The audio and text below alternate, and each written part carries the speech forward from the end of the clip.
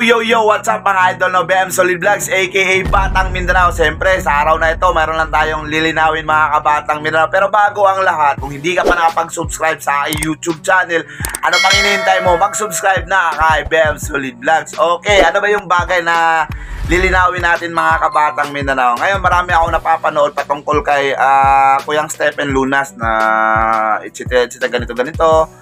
Tapos manonood sa laban, and then ang dami mga kabatang Mindanao yung para bang magkikita pupunta ng Japan. Well, ito lang masasabi ko. Last statement niya, sinasabi niya magre-relax muna siya dito sa social media.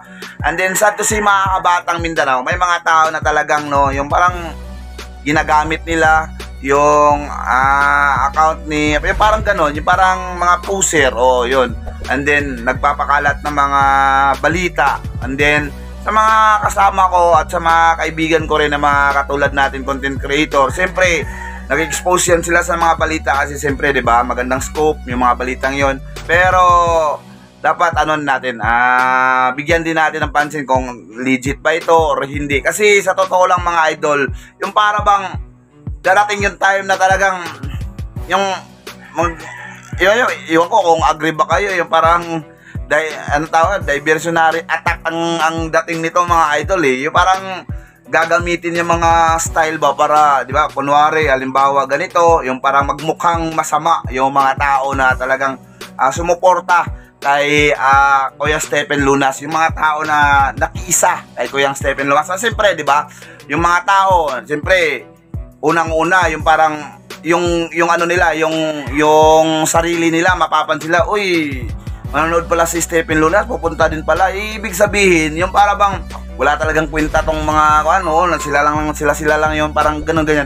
Hindi naman sa ibig natin sabihin na ayaw natin magkaisa. Kasi siyempre gusto natin yan. Pero sa point kasi dito mga idol, iba kasi yung ang daming mga loko at saka talagang kung sino pa sobrang mabait, di ba, mapapansin yung mga idol, nagkakaroon pa ng mga poser. At saka para saan? Ito yung bang tinatawag na sinasabi ko na mag-a-agree ba kayo na diversionary attack to yung parang ganon. Ililihis nila yung totoong kwento is dito. Yung totoong kwento is ito. Ito yung totoong kwento. Pero mayroong isang bagay na talagang natabunan ang kwento dahil sa isang kwento na naman. Kaya ito yun lumalabas. Kaya direct na sa akin, ako na mismo magsasabi sa inyo, fake yan, fake news, at saka ang dami mga iwasan na ninyo yan. Iwasan ninyo kasi si Kuya Stephen nanahimik siya. Kaya yun lang, ini-inform ko lang kayo na hindi totoo yung lumalabas balita ngayon mga kabatang Mindanao, particular ng pagpunta ni Kuyang Stephen dun sa Japan upang manood sa laban ni Champion Casimero. Yun lang mga idol, at God bless sa ating lahat.